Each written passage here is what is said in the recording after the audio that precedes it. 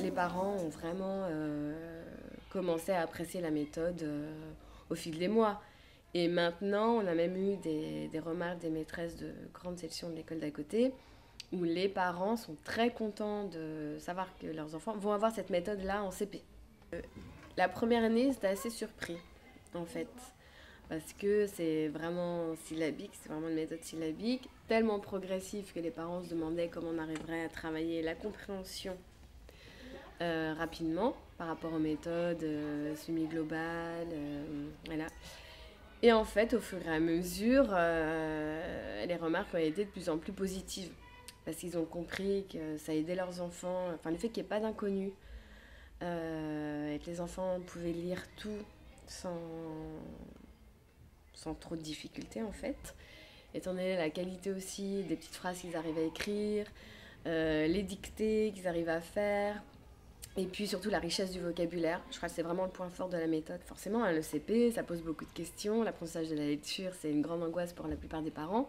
Donc du coup, voilà. Et puis, nous, ils nous ont vus aussi très enthousiastes par rapport à cette méthode. On continue. Siam, tu reprends, tu remets ton doigt et c'est Azulayat. Les carreaux, Inès. Les veaux, donc. C'est de la vache et du veau. Voilà, petit de la vache et du veau. Voilà, moi je trouve que le côté très progressif est très bien pour les enfants dont les parents ne pourraient pas forcément aider à la maison, et même pour ceux dont les parents peuvent aider. C'est rassurant pour l'enfant de savoir qu'il est capable de tout lire. Et c'est rassurant pour nous de pouvoir leur proposer des mots dans lesquels il n'y a pas de piège, par les lettres muettes. Mais moi je sais, je leur donne, je leur fais quasiment pas de piège, je leur dis je vais pas vous donner de mauvaises surprises. C'est une lettre muette, j'explique pourquoi il y a cette lettre muette à la fin, parce que souvent on peut la trouver grâce au féminin. Bon, l'origine du mot, sur certains mots c'est plus compliqué pour eux, mais voilà. Et donc du coup à chaque dictée on rappelle la lettre muette avant d'écrire le mot. Moi je trouve que ça fonctionne bien sur toute ma classe, à part les enfants qui ont vraiment des difficultés vraiment extrêmes, je dirais. Même pour la confiance, l'enfant, enfin, la confiance en soi. Moi, c'est ce que j'aime dans cette méthode, c'est vraiment le fait qu'il n'y ait pas de piège, quoi. Voilà, d'être capable de tout lire. Les veaux. Adeline, c'est à toi. Un niveau.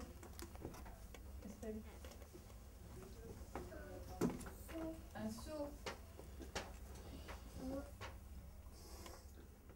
Dans les méthodes mixtes, ce qu'on demande au début de l'année, c'est de savoir reconnaître des phrases, en fait. C'est même pas vraiment de la lecture, ce sont des phrases qu'ils ont lues toute la journée.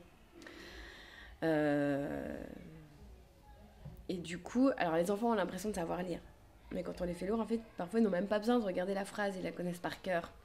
Et moi, faire lire le mot maison le 3 septembre, j'avoue que ça me fait un peu bondir, quoi, parce que le est, AI et le on sont des sons composés, donc beaucoup plus difficiles pour un enfant.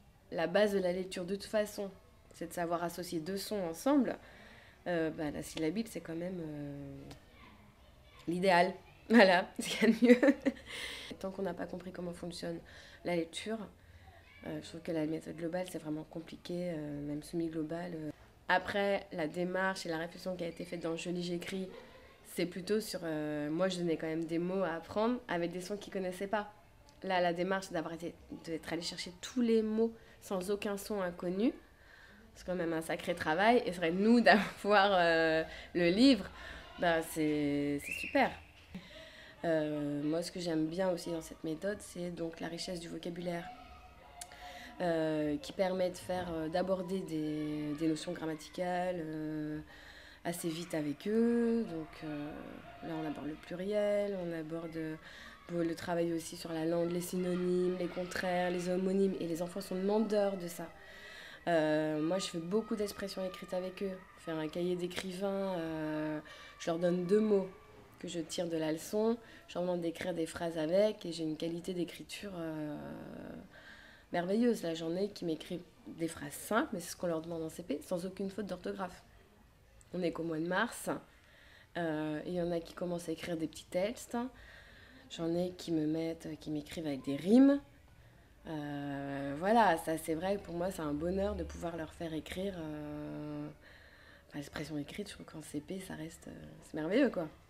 Et donc ce que j'aime bien c'est justement la richesse du vocabulaire, ça leur donne des idées. C'est. Voilà. Et donc je pense que même pour les enfants en difficulté, enfin entre guillemets plus difficiles, c'est une ouverture sur la langue. La colombe de Picasso, ça a souvent. Déjà, le symbole qu'elle représente plaît aux enfants. Les tournesols de Van Gogh, du coup, on leur fait. On a fait chacune avec une technique différente, soit de l'encre, soit de la craie grasse. Voilà. Ça leur fait du bien aussi de faire un petit peu des choses plastiques avec nous, pas seulement d'art plastique. Donc moi, ma fille est en CP, avec une méthode semi-globale. Et au début de l'année, je trouvais ça vraiment très très difficile de lui faire lire des phrases. D'ailleurs, elle ne lisait pas, elle les connaissait par cœur. Donc je lui demandais de faire au moins semblant de lire. Et donc j'ai ramené le livre à la maison pour qu'elle puisse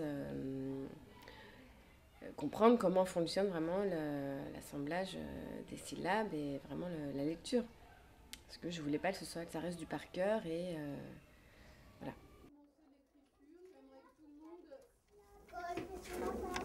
J'aimerais que tout le monde colle ça.